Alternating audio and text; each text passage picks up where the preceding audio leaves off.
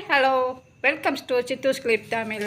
இன்றைக்கி நல்ல ஒரு சூப்பரான சுவையான வெண்டைக்காய் காரக்குழம்பு. முதல்ல அடுப்பில் ஒரு கடாயை வச்சுருக்கேன். அதை சூடானோன்னா நம்ம கட் பண்ணி வச்சுருக்கிற வெண்டைக்காயை அதில் போட்டுக்கலாம். வெண்டைக்காயை முழு காயை அப்படியே தண்ணியில் போட்டு அலசிட்டு நல்ல ஒரு சுத்தமான துணியில் தொடச்சி எடுத்து அதுக்கப்புறமா கட் பண்ணணும். மற்ற காய்கறி மாதிரி நம்ம தண்ணியில் போட்டு கட் பண்ணி தண்ணியில் போட்டு அலசி போடக்கூடாது. அப்போ அந்த கொழகொழப்பு தன்மை அப்படியே இருக்கும். இந்த மாதிரி நல்லா வதக்கணும். அந்த கொழகொழப்பு தன்மையெல்லாம் போனதுக்கப்புறம் எண்ணெய் ஊற்றாமல் இந்த மாதிரி வதக்கணும். இப்போது அதே கடாயில் எண்ணெய் ஊற்றிக்கலாம். காரக்குழம்புங்கிறதுனால நல்லா கொஞ்சம் எண்ணெய் கொஞ்சம் சேர்த்தே ஊற்றிக்கலாம். ஒரு குளிக்கரண்டி எண்ணெய் ஊற்றிக்கலாம். அதில் கடுகு உளுத்தம்பருப்பு, கடுகு நல்லா பொரிஞ்சதுக்கப்புறம் தான் அடுத்தது போடணும். இப்போ கொஞ்சமாக ஜீரகம் போடுறேன். ஒரு 1/4 டீஸ்பூன் சீரகம் சேர்த்துக்கிறேன். சீரகமும் நல்லா பொரியணும். அதுக்கப்புறம் ஒரு 1/4 டீஸ்பூன் வெந்தயம். 1/4 டீஸ்பூனுக்கு கம்மியாக தான் இருக்கும் வெந்தயம். கருவேப்பிலை போட்டுக்கலாம். அடுப்பு சிறுக வச்சுட்டு இதெல்லாம் போடுங்க, இல்லைன்னா அடுத்தது போடும்போது இதாக. இப்போ பூண்டு போடுறேன். ஒரு சின்ன பல் பூண்டு வந்து ஒரு 7-8 பல் பூண்டு போடுறேன். சின்ன வெங்காயம் ஒரு 10-15 சின்ன வெங்காயம் போடுறேன். காரக்குழம்புங்கிறதுனால சின்ன வெங்காயம் வந்து நல்லா வதங்கணும். கொஞ்சம் அடுப்பு ஹை ஃப்ளேமில் வச்சு நல்லா வதக்கிட்டே இருங்க. ஆனால் கருகக்கூடாது. பூண்டு வெங்காயம் நல்லாமே வதங்கிடணும். நல்லா இந்த அளவுக்கு நல்லா வதங்கினதுக்கப்புறம் தக்காளி சேர்த்துக்கணும். பாருங்கள், இப்படி வதங்கியிருக்கணும்.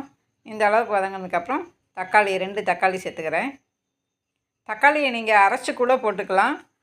காரக்குழம்பு வந்து கொஞ்சம் திக்னஸாக கிடைக்கும். அதே சமயத்தில் குழம்பு கொஞ்சம் அதிகமாகவும் கிடைக்கும். இப்போ இது வணங்குறதுக்காக நான் கொஞ்சமாக உப்பு போடுறேன், கல் உப்பு. தக்காளி கொஞ்சம் சீக்கிரம் சாஃப்டாயிரும், அதுக்காக போடுறேன். இப்போ வர தக்காளியெல்லாம் மேலே பார்த்தா பழுத்த மாதிரியே இருக்குது. ஆனால் உள்ளே கட் பண்ணி பார்க்கும்போது பாருங்கள், அந்த வெள்ளை வெள்ளையாக தெரியுதில்ல, அது கொஞ்சம் காயாக இருக்கிற மாதிரி இருக்குது. செடியிலேயே பழுத்து வர்ற தக்காளியே இல்லை, இது காயாக பிடுங்கி பழுக்க வச்ச தக்காளி மாதிரி இருக்குது. எவ்வளோ கெட்டியாக இருக்குது பாருங்கள் அந்த சதை பகுதியெல்லாம். தக்காளி இந்த அளவுக்கு வதங்கினதுக்கப்புறம் நம்ம வதக்கி வச்சுருக்கோம்ல வெண்டைக்காய், அதை இதோடு சேர்த்துக்கலாம். இந்த வெண்டைக்காவில் நம்ம அந்த கொழகொழப்பான பகுதி எல்லாமே எண்ணெய் இல்லாமல் வறுத்து அதுக்கப்புறமா இதில் சேர்த்துக்கிறோம்.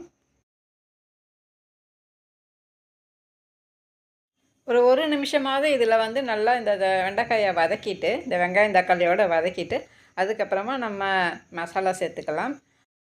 மிளகாத்தூள் வந்து 2 டீஸ்பூன் போடுறேன். காரத்துக்கு ஏற்ற மாதிரி நம்ம மிளகாத்தூள் போட்டுக்கலாம். நான் ஒரு 2.5 டீஸ்பூன் அப்படி மிளகாய்த்தூள் போட்டிருக்கேன். குழம்பு மிளகாய்த்தூள் தான் போட்டிருக்கேன். ஏற்கனவே தக்காளி வதங்கும் போது நான் உப்பு போட்டிருக்கேன். அந்த உப்பே வந்து இந்த காயில் இந்த மசாலா எல்லாமே சேர்ந்து காயில் நல்லா பிடிக்கும். பச்சை வாசனை எல்லாம் போய் இந்த அளவுக்கு நல்லா வதங்கினதுக்கப்புறம் மஞ்சத்தூள் கொஞ்சம் போட்டுக்கிறேன். ஒரு சிட்டிகை மஞ்சத்தூள் போட்டிருக்கேன். காரக்குழம்புன்னா புளி கொஞ்சம் ஊற்றணும். ஆனால் ரொம்ப புளிக்குழம்பு மாதிரி புளி ஊற்ற தேவையில்லை. ஆனால் கொஞ்சமாக புளி, ஒரு பாதி எலுமிச்சம்பழம் சோடு புளி எடுத்து கரைச்சிட்டு நல்லா கெட்டியாக கரைச்சிருங்க. கரைச்சிட்டு அதை இதை வெண்டைக்காயோடு சேர்த்துக்கலாம். இப்போ நல்லா கலந்து விட்டுடலாம். அதை தண்ணி சேர்த்துக்கணும். இப்போ நம்ம புளி ஊற்றுனதுக்கப்புறம் ஒரு 2 நிமிஷமாவது இந்த புளி தண்ணியில் இது கொஞ்சம் கொதிக்கட்டும். நல்லா அப்படியே நல்லா கலந்து விட்டு கொதிக்க விட்டுருங்க. அதுக்கப்புறம் தண்ணி சேர்த்துக்கலாம். புளி தண்ணி எவ்வளோ ஊற்றணுமோ அதே அளவு தண்ணி தான் நம்ம இப்போ திருப்பியும் இதில் சேர்த்துக்கணும். காரக்குழம்புனா தொட்டு பொட்டு வைக்கிற மாதிரி இருக்கணும், தண்ணி மாதிரி இருக்கக்கூடாது. அதனால் தண்ணி வந்து ரொம்ப கம்மியாக ஊற்றிக்கணும், முடிஞ்ச அளவு கம்மியாக ஊற்றிக்கணும். இப்போ நான் வச்சுருக்கிற இந்த குழம்பு வந்து 4 பேர் சாப்பிடலாம். இந்த காரக்குழம்புல இந்த நல்லா கலக்கி விட்டு தண்ணி ஊற்றுனதுக்கப்புறம் நல்லா இதை கலக்கி விட்டு நல்லா கொதிக்க வச்சிடணும். கொதிக்க வச்சுக்கும்போது அதில் கொஞ்சம் தண்ணி சுண்டும். உப்பு டேஸ்ட் பண்ணி பார்த்துட்டு பத்தலைன்னா கொஞ்சம் சேர்த்துக்கலாம்.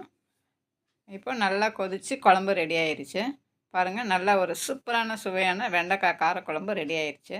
நீங்களும் ட்ரை பண்ணி பாருங்கள். குழம்பு வந்து அந்த திக்னஸும் வந்து கரெக்டாக இருக்கும். காயும் வந்து எடுத்து சாப்பிட்ற மாதிரி இருக்கும், பதமாக வெந்திருக்கும். பிடிச்சிருந்தால் லைக் கொடுத்து சப்ஸ்கிரைப் பண்ணி விடுங்க. ஃப்ரெண்ட்ஸ் அண்ட் ஃபேமிலிக்கு ஷேர் பண்ணி விடுங்க. மீண்டும் ஒரு சுவையான பதிவோடு சந்திக்கிறேன். பாய். தேங்க்ஸ் ஃபார் வாட்சிங்.